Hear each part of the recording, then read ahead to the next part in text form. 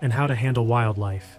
We carry a GPS, a satellite messenger, bear spray, the whole 9 yards.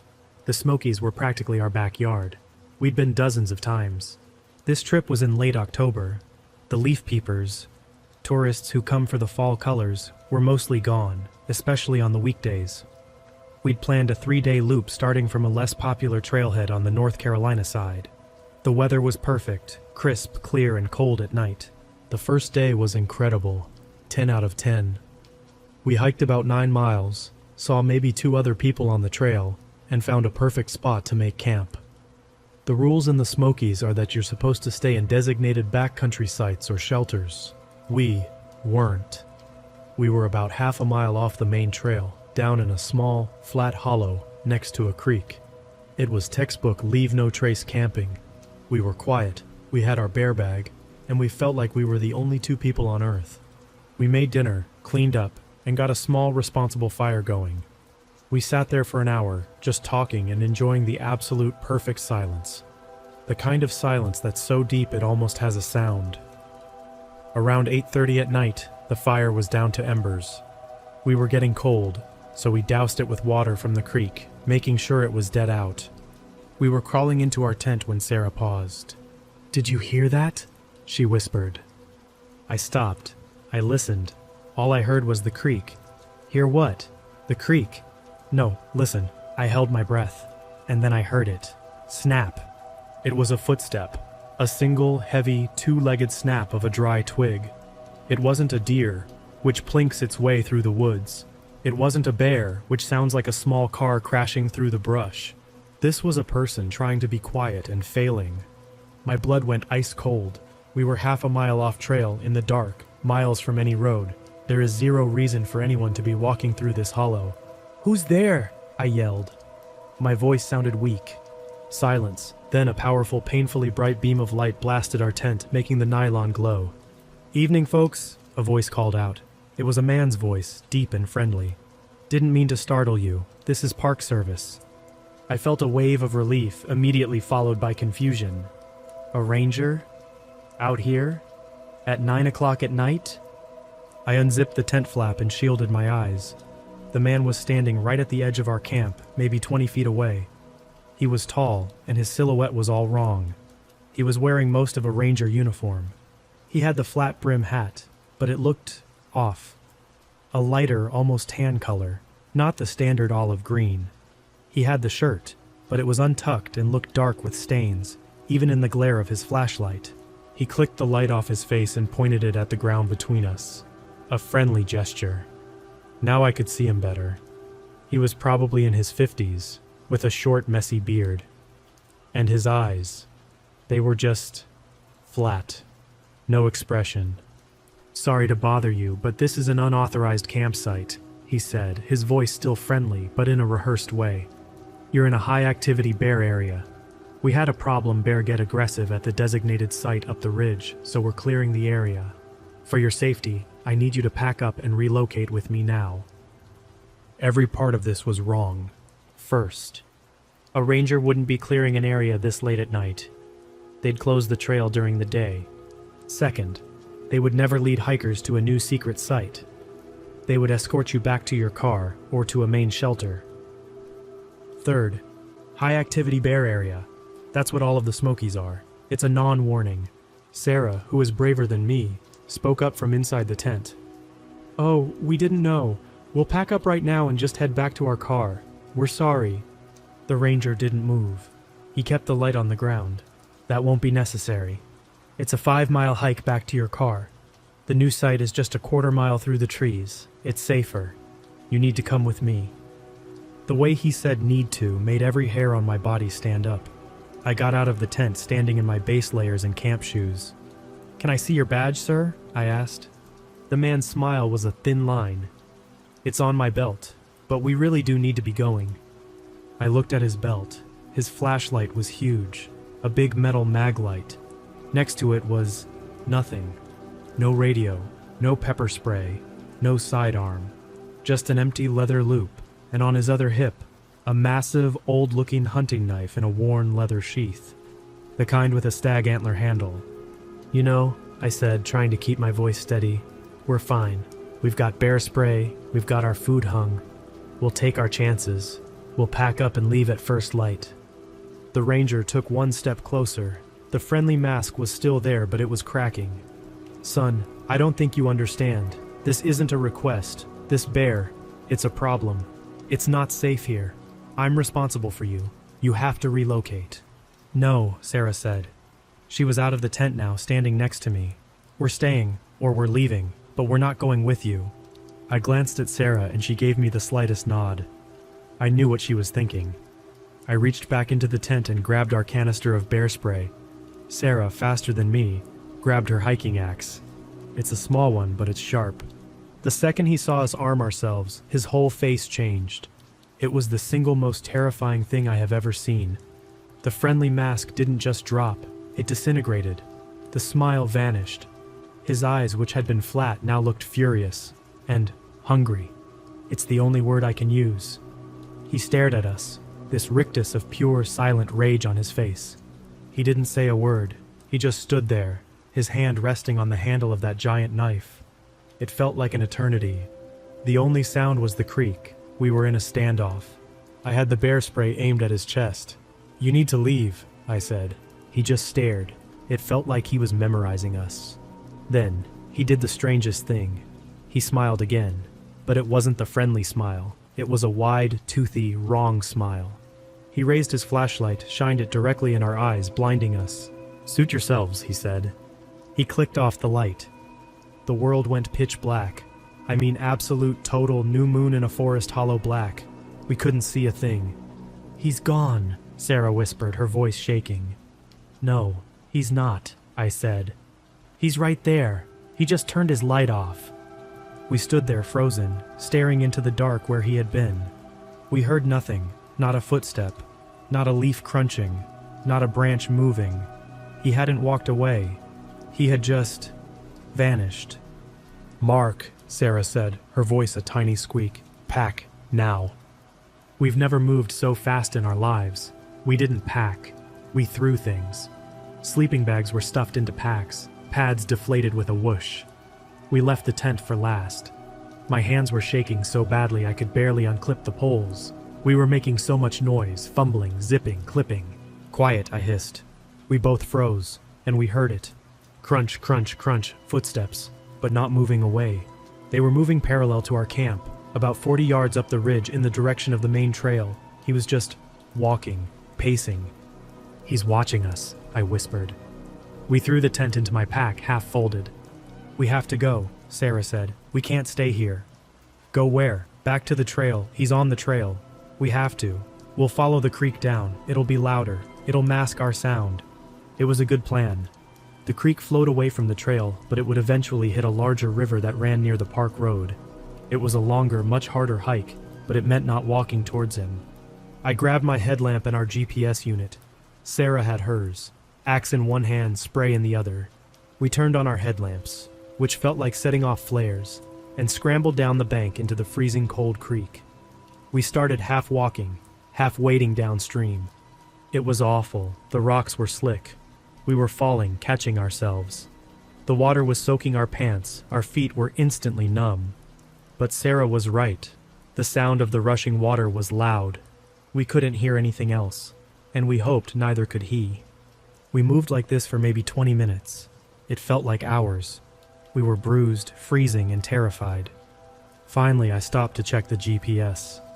"The creek is turning," I said. "It's bending back towards the trail. We have to get out and go cross-country." We climbed up the opposite bank. It was steep, covered in rhododendron bushes so thick you had to crawl. We were back in the quiet zone, and the second we stopped to catch our breath, we heard it. Whistle. A low, tuneless whistle. It sounded like someone just whistling to themselves. It was coming from the ridge we'd just left. Then it stopped. We ran. We didn't care about noise. We crashed through the underbrush, climbing the ridge, desperate to put distance between us. We got to the top of the ridge. We were on a small, wooded plateau. The main trail was somewhere to our left, maybe a quarter mile. Our car was 5 miles away. "Okay," I panted. "Okay, we follow this ridge. It should run parallel to the trail. We just have to get to the car." We started walking, fast, headlamps cutting through the total darkness. Every tree looked like a man, every shadow was him.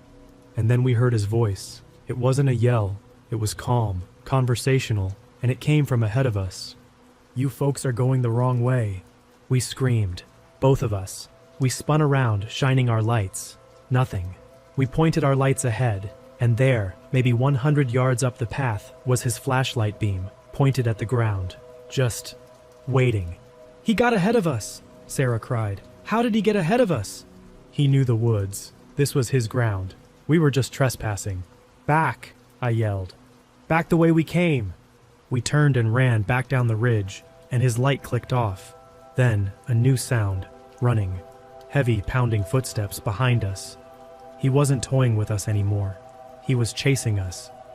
I've never been so scared. It's a primal fear, being hunted. We ran, blind, crashing through branches that whipped our faces. Sarah tripped and went down hard. She screamed. I spun around, bear spray out, and shined my light. She was on the ground, holding her ankle. "I can't," she sobbed. "Mark, I can't. I twisted it." The running footsteps behind us stopped. Silence. "Get up," I yelled, pulling her to her feet. "You have to get up." I put her arm over my shoulder. She was trying to put weight on it, but she was hurt. We were moving at a pathetic limp. We were done. He was going to get us. He's gone," she whispered, listening. "No," I said. "He's waiting. He's letting us tire ourselves out." We limped on. Every few seconds we'd stop and listen. Nothing. Just our own ragged breathing and Sarah's quiet sobbing. This went on for what felt like a lifetime. We were moving so slowly. My shoulders ached. Then we smelled it. It was a coppery, rotten smell, like old pennies and spoiled meat. And under it, the smell of wet wool. It was coming from just off to our right. I stopped. I shined my light into the trees. Nothing. Just trees. "What?" Sarah asked. "Don't you smell that?" She sniffed the air. "Oh God, Mark." And then we heard him. A low, gravelly mumble. He wasn't yelling. He was talking. To himself. "Need to relocate. High activity area. For their safety. Not safe. Need to relocate the subjects." It was a mantra, a broken record script he was playing out in his head. He was 30 feet away, just standing in the dark, watching us. I lost it. "Leave us alone!" I screamed, and I emptied the entire can of bear spray in his direction. The orange fog blasted into the trees, and we heard a hiss, like a gasp, and a crash as he stumbled back. "Run!" I yelled. I don't know how she did it. Adrenaline, I guess. Sarah ran. We ran, full tilt, ankle be damned. We didn't care about the trail, the car, anything. We just ran, downhill. We fell, we got up, we kept running. We ran until our lungs were on fire and we burst out of the trees onto the pavement, the park road. We'd hit the road. We fell to our knees on the asphalt. We were alive. We were out. We looked back. The forest was a black, silent wall. He wasn't there. "The car," I said. It's a mile up the road. It was the longest mile of my life. We limped up the road, jumping at every car that passed. There were only two. Every time the headlights hit us, I was terrified they would illuminate him, standing on the road behind us. We finally got to the parking lot. Our car was the only one there. We got in. I locked the doors. Click. We sat in the dark, in the silence, just breathing. "We made it," Sarah said. She was crying. "We made it." I put the key in the ignition. The engine turned over. I turned on the headlights, and there he was. He was standing at the edge of the parking lot, right where the trail came out. Just standing there, staring at us. He wasn't angry. He wasn't smiling. He was just blank. The headlights lit him up perfectly. The stained shirt, the wrong hat, the big dark knife on his belt. I slammed the car into reverse. I backed out so fast I almost hit a tree. I threw it in drive and we peeled out of that parking lot, tires squealing. I looked in the rearview mirror. He was still standing there. He watched us go. He never moved. We drove until we had cell service and called 911. We were transferred to the Park Service dispatch. We told them everything. They told us to drive to the Sugarlands Visitor Center on the Gatlinburg side. and wait for a ranger. We got there at 2 o'clock in the morning. A ranger met us. A real ranger. His uniform was perfect. He had a radio. He had a sidearm. He was professional and kind. We told him the story. We were a mess. We were covered in mud and scratches. Sarah's ankle was swelling. He listened. He took notes. His face got tighter and tighter. When we were done, he just stared at his notepad for a second. "Can you show me on this map?" he said, pulling one out. "Exactly where you were?" I pinpointed our camp. I showed him where we'd hit the road. He went pale. "You were in that hollow?" he said. "Yeah, why?" He called his supervisor. The supervisor drove out to meet us. We told the whole story again. The supervisor looked at his partner. "This is the third report this year," he said. "What are you talking about?" Sarah asked. The supervisor sighed. "We've been getting reports. A man following us. Someone watching our camp. A man in a brown hat, but they're always vague. You two, you're the first to have a direct conversation. And, to be honest, you're the first to report it and be here." "What does that mean?" I asked. 6 people, he said, have gone missing from that specific 5-mile radius in the last 10 years. 2 of them just this past spring. We find their campsites, neatly packed up, food in the bear bags, tents zipped shut, but no people. We always assumed they got lost, or it was a bear." He looked at us. "You did the right thing. You didn't go with him." "Who is he?" I asked. "We don't know. We don't have a ranger matching that description. We don't know who he is, but he's out there." They filed a massive report. A few weeks later, they officially closed that entire section of the park for aggressive bear management. It's still closed. We moved to Ohio 6 months later. We got married. We tried to forget. We were unpacking our old camping gear last week. We hadn't touched it since that night. We'd just thrown it in bins. Everything was there. The tent, the packs, the sleeping bags, all caked in 2-year-old dried mud. "Wait," Sarah said, holding up the empty stuff sack for her axe. "Where's my axe?" I'd forgotten. She must have dropped it when she fell, right before I used the bear spray. It was still out there. "Oh well," I said. "Good riddance." Then 2 days ago, a package arrived. A small square cardboard box. No return address. The postmark was from Gatlinburg in Tennessee. My heart stopped. "Don't open it," Sarah said. But I had to. I cut the tape. Inside was a lot of bubble wrap, and under it was Sarah's hiking axe. It was perfectly clean. The blade had been sharpened. It was gleaming. Taped to the wooden handle was a small laminated card. It was an old, faded 1970s-era official National Park Service ID. The photo was of a smiling young man in a ranger uniform. But the eyes were the same. Flat, dead, empty. The name on the card read, Thomas L. Vance, and taped to the back of the ID was a small, folded piece of paper. It was a note, written in a shaky, blocky scrawl. It said, "You forgot this. Please relocate. This is a high-activity area." Edit. A few people are asking why we didn't use our satellite messenger. We did. The second we got to the car, we hit the SOS. The 911 call we made was after the SOS was already pinging. The ranger who met us said the 911 call actually came in while he was getting the SOS alert, which only made him drive faster.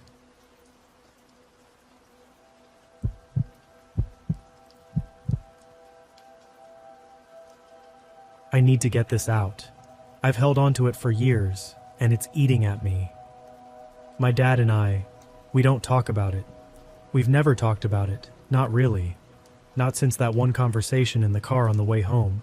But I'm older now, and I'm starting to forget the exact shade of the sky that night, or the specific way the water rippled. And that scares me more than anything. Forgetting makes it feel like it wasn't real. I need to remember. I need someone to know it was real. My dad and I have been taking a canoe trip in the Boundary Waters, BWCA, in northern Minnesota every September since I was 13. It's our thing. My mom and sister call it their smelly boy trip, and they're not wrong.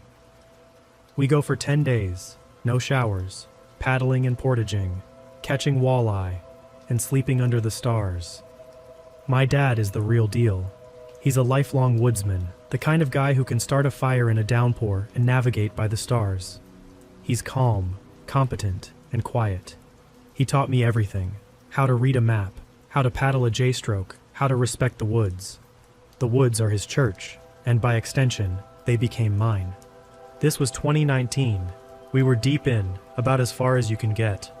We'd taken a hard-to-get permit for a remote entry point, and for 5 days, we'd paddled and portaged north, heading for a string of lakes near the Canadian border. This is the real BWCA. No cell service for 100 miles. No weekend warriors. In September, you're lucky if you see another canoe all day. We were on Kettlestone Lake. Not its real name, but that's what I'm calling it. It was our 8th day. We'd set up camp on a beautiful site, a rocky point covered in tall pines. We'd spent the whole afternoon fishing a reef on the far side of the lake, just me, my dad, and the loons. The fishing was incredible. We were catching walleye one after another, that perfect eater size. You know the one last cast curse? It's real. We stayed out too long. The sun had dipped behind the black spruce ridge, and the sky was that deep, bruised purple that happens just before true dark. The air was dead calm. The lake was a sheet of black glass, and the only sound was the drip, drip, drip of our paddles and the buzz of the last mosquitoes of the season. That's when we smelled it. It wasn't a waft. It was a wall. It hit us so fast it was like we'd paddled into a cloud of it. The smell of rot. But not lake rot. Not swamp gas. This was biological. It smelled like a deer had been hit by a car, bloated in the sun for a week, and then ripped open. It was so thick and foul it coated the inside of my mouth. I gagged, and my eyes watered. I looked at my dad. He had stopped paddling. His head was up, sniffing the air. His face in the dim light was made of stone. "Dad? Jesus, what is that?" He didn't answer me. He just quietly said, "Paddle faster, son." It wasn't a suggestion. It was a command. His voice was flat, all the warmth gone. I'd never heard him sound like that. The hair on my arms stood up. I dug my paddle in, and we started moving. The campsite was around a rocky point to our left, maybe half a mile away. We just had to get around this point. As we started to round the bend, the smell got worse. It was so bad I had to pull the neck of my fleece up over my nose. We were paddling hard now, the canoe cutting quietly through the water. "There," I whispered, pointing with my chin.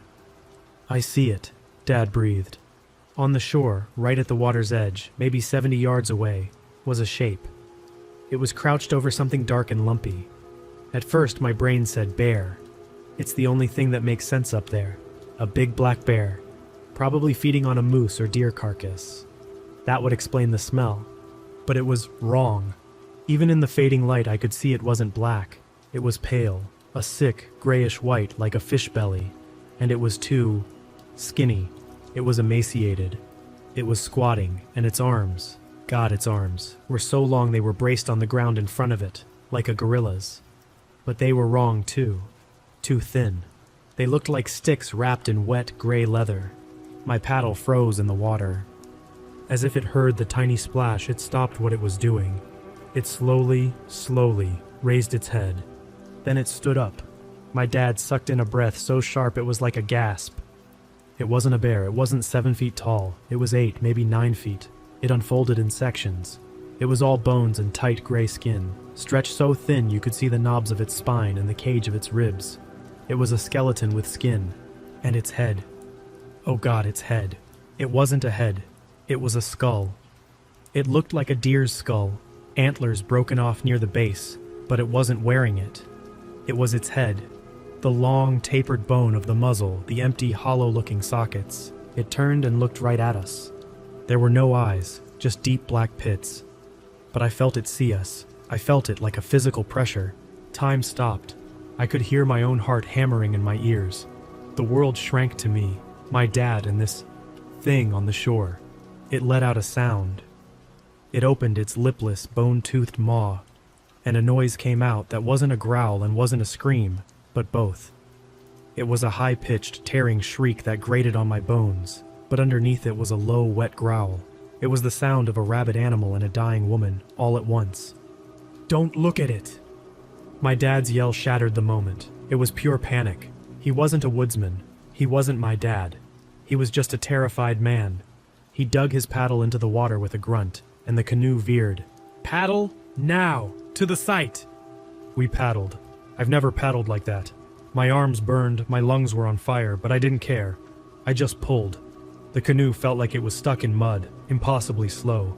The scream followed us. It echoed off the trees on the other side of the lake, coming back at us from all directions.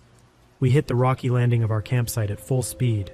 The front of the canoe slammed into a rock with a thud that sent a jolt up my spine.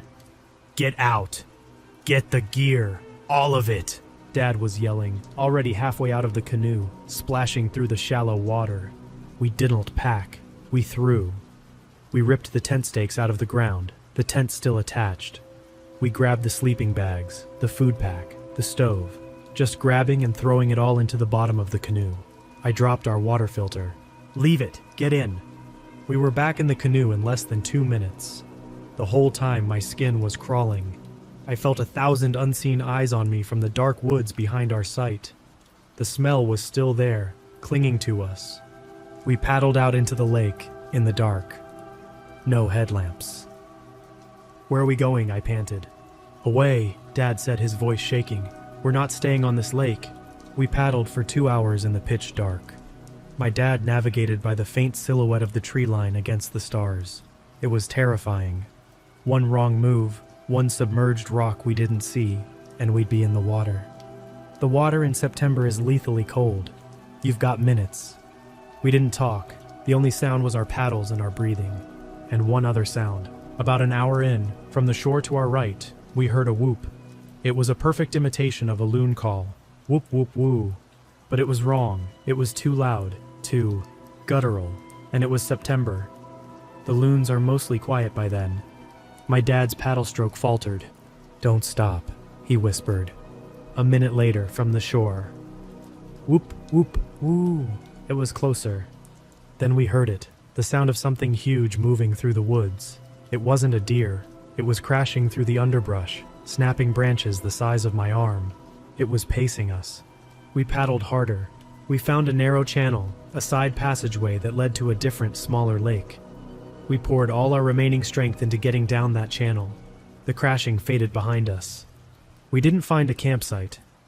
We found a sheer rock face that had a small 10-foot ledge. It was exposed, barren, and perfect. We pulled the canoe all the way out of the water, dragging it up onto the rock. We turned it over and huddled underneath it, still in our wet clothes, our PFDs still on. My dad got the food pack, which had the camp hatchet tied to it. He sat with his back to the canoe, the hatchet in his lap, and stared out into the dark. "Try to sleep," he said. I didn't sleep. Neither did he. We sat there all night shivering, listening to every snap, every ripple. The wind changed, and for a horrible hour, I could smell it again, faint, on the breeze. Like it was quartering the lake, hunting. The sun has never felt as good as it did when it first hit my face. That cold, gray morning light. The world looked normal again. The birds were singing, but it wasn't normal. We looked at each other. We were both pale, with dark circles under our eyes. "We're going home," Dad said. "That's 2 days, Dad. We'll do it in 1. We were 5 portages and 4 lakes from the entry point. A 2-day paddle, easy. We did it in 10 hours. We didn't stop. We didn't eat. We just paddled until our arms were jelly, and then we portaged. A portage is the most vulnerable time. You're on land, loud, and carrying 50 pounds of gear. You can't move fast and you can't see. Every portage was agony. My head was on a swivel. Every dark shadow in the woods was it. Every rustle of a squirrel was it. At the 3rd portage, the longest one, we found it, a drag mark, something heavy, dragged from the water. And at the landing, where you put the canoe back in, a marker. 3 flat rocks stacked on top of each other. But the top rock wasn't a rock. It was a deer vertebra, bleached white. Dad saw it, and his face went white. He grabbed my shoulder. "Don't look, keep moving." We made it to the entry point just as the sun was setting. We threw the gear in the back of the truck. We strapped the canoe on in record time. We got in, and Dad locked the doors. He sat there for a long minute, just breathing, his hands shaking on the steering wheel. We didn't talk. We drove for an hour, back down the gravel logging roads, until we hit the paved highway. We didn't talk until we were back in Ely, the first real town, sitting at a gas station under the buzzing fluorescent lights. We were in the car, and I was drinking the world's best-tasting Coke. "Dad," I said, "what was that?" He stared out the windshield. He looked older, beaten. "It's a Wendigo," he said. His voice was so quiet I could barely hear him. Like the stories?" "The stories are stories, Sam," he said. "They're warnings." His grandfather, my great-grandfather, was Ojibwe. He used to tell stories, said they were spirits. The spirit of the hungry woods, the spirit of the long winter. He said they're born from men who eat men, from desperation and hunger. He looked at me. His eyes were haunted. He said they're mimics. They can sound like a loon. They can sound like a woman crying. Anything to draw you in. And they're always hungry. Always. They're just empty. And the hunger makes them rot. He took a long, shuddering breath. He said you never, ever look at one. He said they're not all the way here. They're in between. And if you look at them, if you really look at them, they get a hook in you. They can follow. We drove the rest of the way home to the Twin Cities in silence. We got home. My mom was all, "How was it?" We just said, "Good, tiring, we got cold." My dad put the canoe in the garage. The next weekend he sold it. He told my mom he'd pulled a muscle in his back and couldn't handle the portages anymore. He, the man who lived for the woods, hasn't been north of Duluth since. He fishes on the Mississippi now, from a bass boat. It's been 5 years. I'm 26. I still have nightmares. Not the screaming kind, the quiet kind, where I'm in a canoe on a glass-black lake and the smell of rot is rolling in. I wake up, and I can smell it in my room. I'm writing this all down because I just bought a new canoe, a lightweight Kevlar one. I've got a permit for a solo trip in 3 weeks. Not to that lake. Never again to that lake. But I have to go back. I have to know if it was real. I have to know if I can still go, if I can still be in my church. Or I have to know if I'm broken, like my dad. And I'm posting this here because if I don't come back, I want someone to know why. I want someone to have the real story. So, if you're ever up in the BWCA, near the border, and the sun starts to set, and you smell something, don't be a hero, don't be curious. Just paddle faster, and don't ever look at the shore.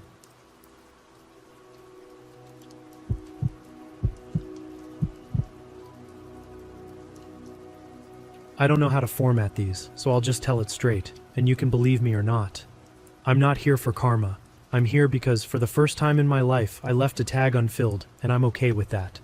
And that means something happened. I can't square with the kind of guy I've always been. This was late October, mule deer season in the Uinta Basin. If you don't know the area, picture wide shelves of sage and rabbit brush giving way to broken ridges. Fingers of dark timber hanging in the folds like wet hair. We were on public land not far from the reservation boundary.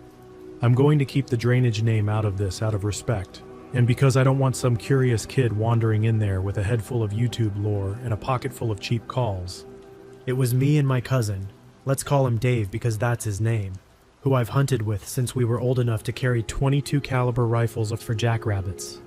We grew up under the same roof half our lives. Same grandpa, same rules. Grandpa taught us to glass slow, to treat every ridge like it's hiding eyes, to pack out what you pack in, to never joke about the things the old folks didn't joke about. He had a way of whistling a dumb little tune from an old TV show when he was fixing fence or cleaning fish. You hear 1,000 small background sounds growing up and forget most of them, but some lodge in your bones. That whistle was one of them. We'd scouted the weekend before. We knew a buck was bedding on a north-facing slope with just enough blowdown to give him confidence, and just enough gaps to give us a shot if we were patient. The plan was simple. Climb to the high spine in the dark, wait for first light, glass the benches, and if we saw him, one of us would push a little, while the other held the escape route. Nothing cowboy. This wasn't our first season. We know how fast a bad decision can turn a ridge into a rescue. We were in Orange, radios clipped to the straps, extra batteries in a zip bag. We've learned that lesson too. It had dusted snow a couple days earlier, and the shaded spots held a cold rime that made the sage heads crunch like sugar when you brushed them. The wind was lazy but steady, quartering down the draw. We set a meeting time on the main ridge, 4 in the afternoon. No excuses, no hero moves. I can hear Grandpa even now. Hunt hard but don't hunt dumb. By mid-afternoon I was posted on a knob with a good angle into the valley. I had the spotting scope on the tripod and my rifle laid in the notch of a juniper. I'd been picking apart shadow and brush for an hour, taking those slow breaths that turn minutes into molasses. My watch ticked toward 3:30. That's when I heard it. "Hey, over here, I need help." It was my cousin's voice. Not just the words, but the way he shoves a little breath on the last syllable when he's excited. It came from a patch of dark pines off my left shoulder, downslope, close enough to raise the hair on my forearms. I lifted my head out of the glass and turned. The trees swallowed whatever made the sound. "Where are you?" I called back without thinking, because you don't think when family yells help like that. You answer like you've been shot yourself. "Right here, hurry!" The exact same voice came from the other side of the clearing, behind me, upslope and farther away than the first. I pivoted so fast the tripod legs skittered, and I put my hand out to catch it before it tipped. I didn't shout again. You know those tiny moments when your brain pulls the emergency brake and your body coasts a foot forward in silence. That was me. There's nothing in the hills that can move its lungs from one pocket of timber to the other in 2 seconds. Not with that kind of distance and that kind of clarity. My throat went dry so fast it felt like I'd swallowed the crust off a cast iron pan. I reached for the radio with fingers that didn't feel quite attached. "Dave, where are you?" I said. I kept my voice calm, or I tried to. The sound came out thin and high, like it had been filtered through a straw. Static. Then the little pop our radios make before the signal hooks up solid. And his voice, my cousin's voice, but the real one, with the tiredness I knew would be in it after a day on steep ground. "I'm on the main ridge where we were supposed to meet," he said. "Where are you?" As he was saying where, the other voice came again from the trees in front of me. Not 30 yards into the shadow line, pitch soft like a stage whisper trying to be a secret between friends. "He's lying to you," it said. "I'm Dave. Come here." I didn't yell. I didn't charge in there like an idiot. I put the scope back in my pack in one motion, slung it over a shoulder that felt like someone else's, shouldered my rifle, and started backing uphill slow. "Don't break the ground with your heels when you're backing out of trouble," Grandpa used to say. "It's how you end up snowballing backward into something worse. Place your feet heel to toe and keep your eyes on the shadow." So I did. As soon as I moved, something in the trees moved with me. Not loud, not crashing, not the way a deer busts or a bear rips. It tracked me just inside the darkness line, where every twig and dead branch would have shouted a man's clumsiness to the sky. And it didn't make noise, not really. The sound it did make was like the suggestion of motion, a hinted weight on rotten sticks, and it was drowned beneath a thing I can't make you hear on a screen. A tune being whistled, thin and almost right. Not quite on key, but close enough to snag a memory you didn't know you still had. Grandpa's tune, played a hair too fast, like whoever was making it wanted to sound casual and didn't know how.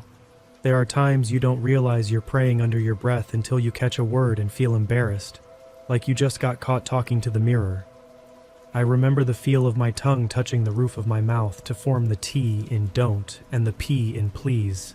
The way you shape words quietly so they land heavy in your chest instead of hanging in the air where any ear could snatch them. The sun had slid behind a bank of clouds, and the light went from warm to tin in seconds. That's when movement on the ridge, real movement, human movement, snapped my eye. A figure stepped out, orange vest bright as a campfire. He raised an arm and waved with a motion I knew like my own. That was my cousin. I don't care what anybody says about caution. There's a physical relief that hits like medicine when you see your partner for real, in a place where you thought you might be alone with something else. I started walking faster, not running, but I felt my calves twitch to do it, and I had to tell them no like they were dogs at heel. It followed. I didn't look at the trees again. I didn't need to. The whistling kept pace. I hate that I can write this next part and hear it at the same time. Halfway to the ridge, the whistling shifted, Like it realized it had the tune slightly wrong and fixed it. That was worse than any voice it used, and it had used my cousin's voice exactly, except for the part where you feel the person inside the voice. This had no inside to it. It was like someone holding a mask in front of a flashlight. I topped out on the spine and my cousin was right there, and I knew it was him before he spoke because his face was red from the climb, and there were 2 smeared spots of black from where he'd rubbed sweat with dirty gloves. He doesn't stop to wipe first, just smears it in a rush. You can't fake that kind of detail. "You hear it?" he said, not wasting any English on hello. I nodded. He must have heard my radio call and seen me moving and put it together. We didn't touch each other, didn't make any big show of reunion. We just stood shoulder to shoulder a beat longer than normal, the way we always do when something is out there we can't quite put inside a familiar outline. The whistling went quiet. "I heard you," he said, "down in the timber asking where I was. Except you didn't key up. Except I was answering you on the radio at the same time you were yelling in the trees. Except..." He rubbed his mouth with the back of his glove. "Except nothing, I guess." 4 o'clock meet time, I said, because it mattered to say a rule out loud when other things weren't obeying rules. 4 o'clock, he said back. We didn't stay on the ridge like we'd planned. The light was slipping and I was emptied out in some way that made the next half hour of hunting feel like a dumb dare. We moved together, little words, the kind you use when you know making noise is safer than going quiet. Step, stop, wind, hold. Nobody said name. Funny what your mouth knows before your mind catches up. When we dropped off the spine toward the truck, we took a different finger than the one I'd come up. The slope was littered with calf-bruising basalt lumps and hides of crusted snow in the shadows. Halfway down I saw prints.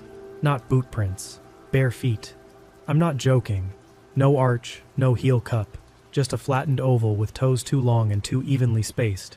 Like they'd been arranged by someone carving a print block. The stride was wrong. They didn't sink at the toe. Each step pressed straight down, like the weight wasn't moving forward, or like the ground didn't matter. They crossed the slope at a diagonal nobody uses because it burns your ankles. They'd been laid since morning. There was a sprinkle of new dust on top of my tracks, and no dust on them. That's a detail you can feel in your teeth when you say it out loud. We didn't take pictures. The idea of trying to capture that on a screen made my stomach roll. Sometimes you don't bring a thing into your pocket, if that makes sense. We reached a thin ribbon of 2-track and followed it toward the truck. The world had that dry, bright quiet it gets right before the sky gives up the last of its color. As we turned the last shoulder and the hood came into view, my cousin grabbed my sleeve hard enough to pinch muscle. "Don't say anything," he said. I looked. There was something on the hood. For a second it looked like pine needles, or maybe chaff, but the shapes resolved and my brain decided on hair. It had that kink to it, that variegated brown that isn't fur from a pelt, but hair from something that had been lying on the sheet metal. And there were prints on the fender, not handprints, not paw pads, the same long-toed ovals, melted a little where the day's thin sun warmed the metal. One of them was canted like whatever it was had stood with a knee against the grill and leaned over to realign the rearview mirror. The mirror was pointed down, catching sage. I don't know why that detail still needles me. It's stupid. You can bump a mirror with a sleeve.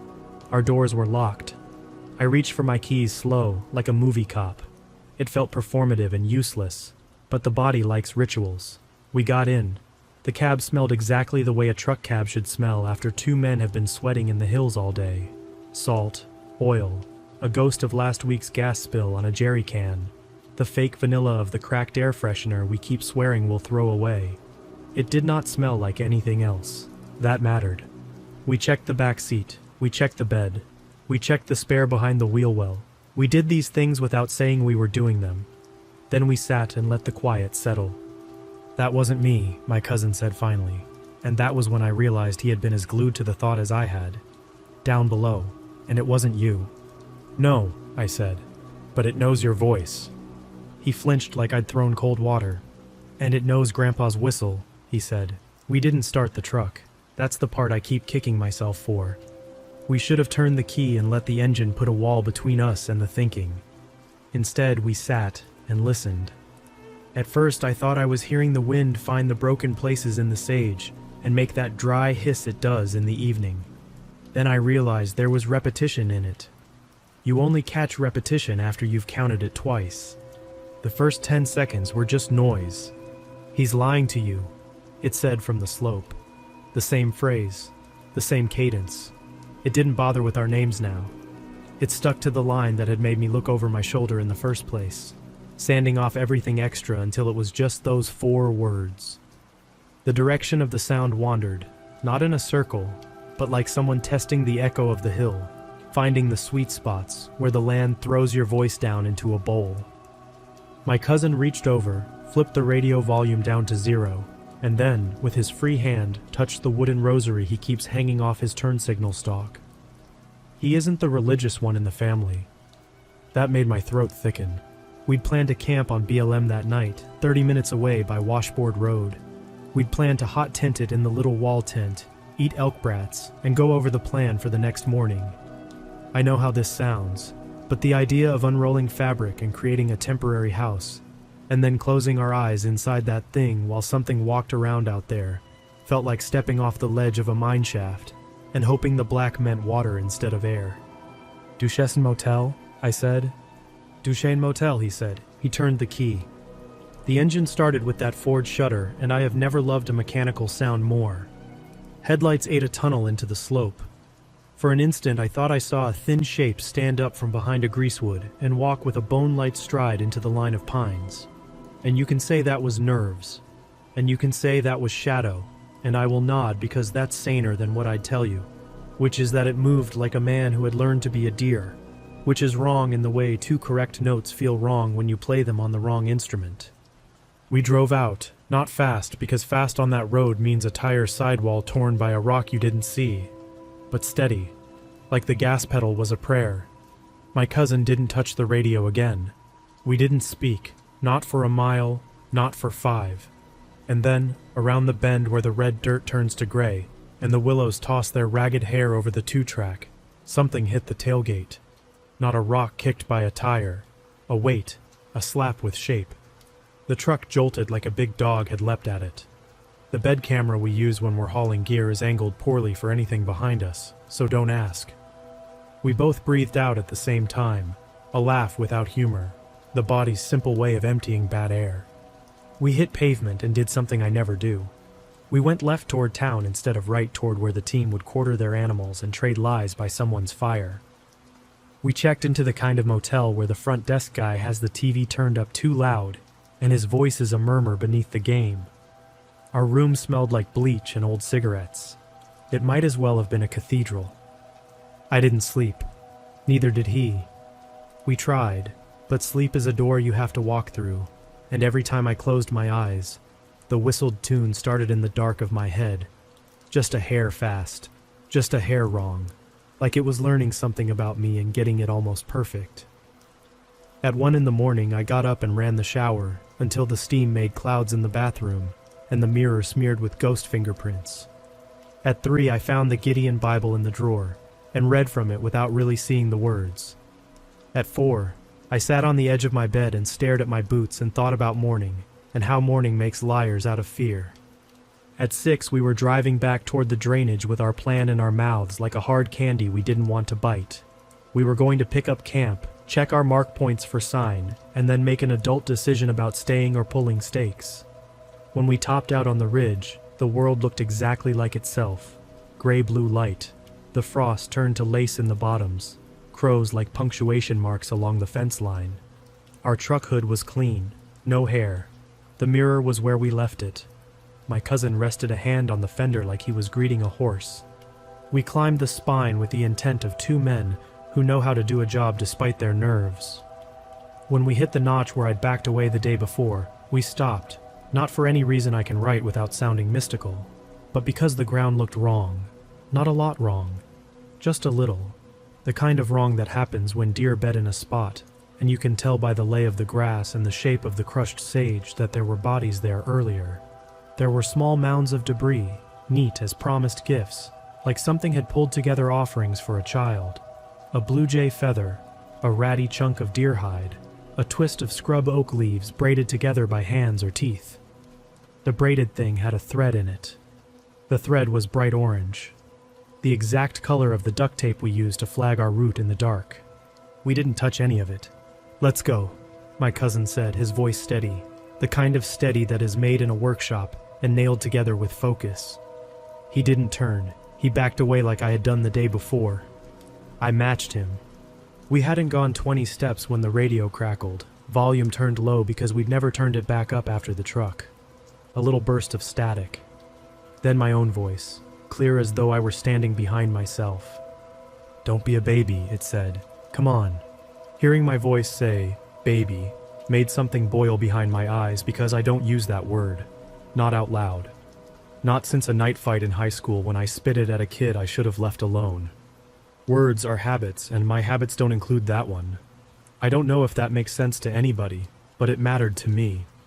I thumbed my radio to transmit and kept my voice level. "We're leaving," I said. "We're not saying any names.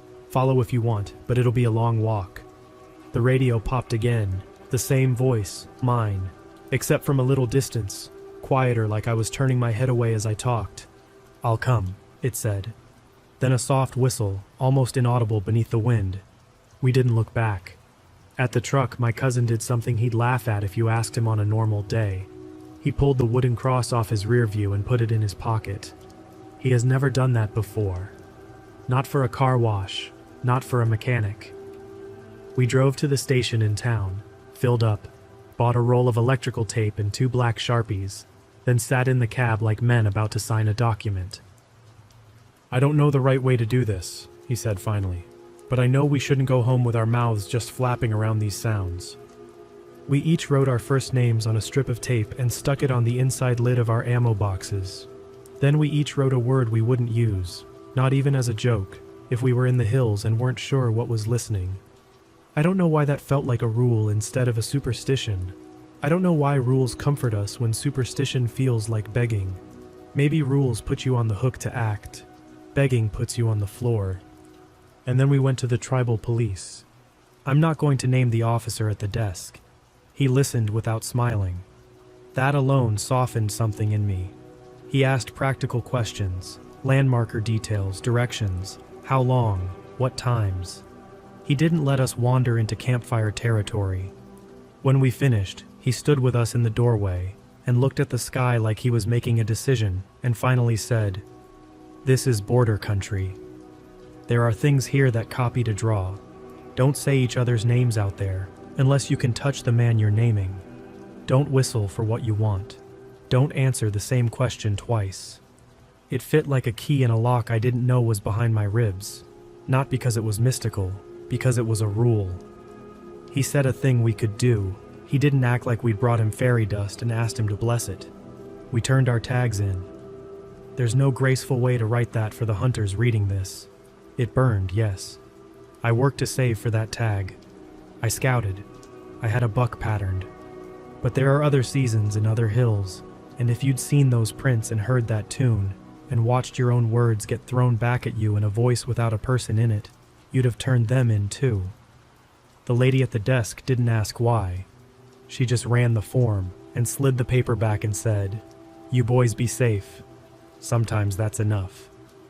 At home, I took my boots out behind the shed and knocked the dirt out with a rubber mallet. I burned the braided scrap of orange tape I found looped around one boot eyelet, even though I couldn't swear it hadn't been there before. I hung Grandpa's whistle, the actual one, a cheap tin thing we found in his tackle box after he passed, on a nail next to the door, and told my cousin we don't whistle in the hills anymore. He agreed. It's been a year.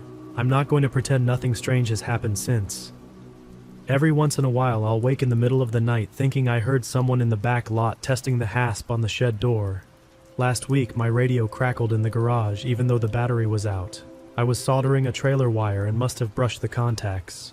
It made the same hollow pop our radios make on connection, and for one cold second my mouth formed the start of my cousin's name before I shut it like I had bitten my own tongue. But here's the part you probably want, the ending that isn't a coy horror story winking at you from the dark. We went back to the mountains for elk in November, but we hunted the other side of the county. the side that drains west and wears a different face. We stayed together. We used hand signals Grandpa taught us when we were kids, and your world is small enough to fit 2 people in it. We never said each other's names, not once, not even when we were shoulder to shoulder pulling a hindquarter over a deadfall. We didn't whistle, we didn't answer the same question twice. We brought meat home, we put it in the freezer. The house smells like iron and spice when we grill, and my little girl says deer burger, even when it's elk, and I don't correct her because that's a fight for a day that isn't today. I don't have a picture of a track for you. I don't have a recording for you. I don't have proof that would stand in a court that accepts only what can be weighed or measured or sold. I have my word, and I have a set of rules written on the underside of 2 ammo box lids, and I have a tune I will never whistle again as long as I live.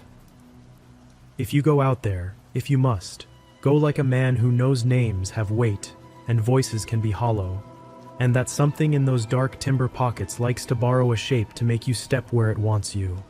If somebody you love calls to you from 2 directions at once, meet him where you can put your hand on his shoulder. And when the ridge time you agreed on comes, keep it. That kept us.